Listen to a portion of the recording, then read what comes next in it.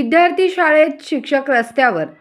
सध्या जिल्हा परिषद शाळेतील शिक्षकांना अतिरिक्त कामात जुंपून प्रशासनाला काय साध्य करायचे आहे, असा सवाल सर्वसामान्य नागरिकांमध्ये उपस्थित होत आहे. असाच प्रकार खंडेराजुरी येथील पालकांच्या मधून समोर आला आहे. पालक यांच्या शिक्षणासाठी ज्यांची शासनाने नेमणूक केली आहे, अशा शिक्षकांना अतिरिक्त कामामुळे अध्यापन करता येत नाही. त्यांचे शाळेकडे दुर्लक्ष होत आहे.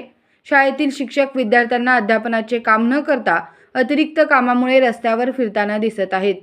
ही बाब अतिशय निंदनीय आहे. गावामध्ये सुज्ञ पालक आणि लोकांची कुजबूज चालू झाली आहे.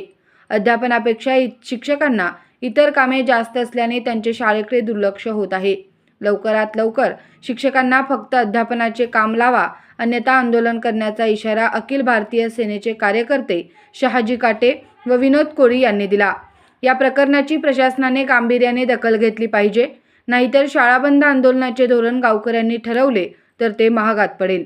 खंडेराजुरी गावातील जिल्हा परिषद शाळेचे शिक्षक सौ मंजुळा संभाजी खाडे, मुख्याध्यापक दत्तात्रय महादेव कवठेकर, नंदिनी दत्तात्रय कवठेकर, जोशना चंद्रकांत वाकुडे, सुजाता विजयकुमार कुर्णे, तानाजी लक्ष्मण रुपनर बाहेर या सर्वांना अतिरिक्त कामामुळे शाळेत शिकवण्यास वेळ नाही, अशी परिस्थिती आहे. लवकरात लवकर या शिक्षकांना अध्यापनाचे काम द्यावे असा रोष पालकांमधून, नागरिकांमधून येत आहे.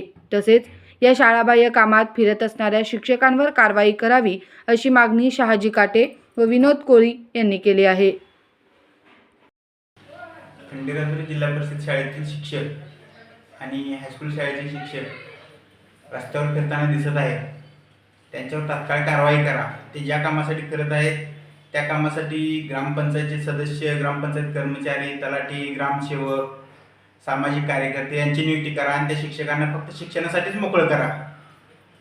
त्या शिक्षकांच्या रस्त्यावर फिरण्यामुळे आमच्या मुलांचं अतोनात नुकसान व्हायला लागले. बहुजनांच्या पालकांच्या शिक्षणासाठी शिक्षकांनी फक्त अध्यापनाचंच काम करावं, इतर अन्य कोणतेही काम करू नये. आणि असं जर व्हायला लागलं तर आम्ही शाळा बंद करून आंदोलन करणार आहे. तसेच गाव बंद आंदोलनाचा पण इशारा देत आहे. याची प्रशासनाने गांभीर्याने दखल घ्यावी.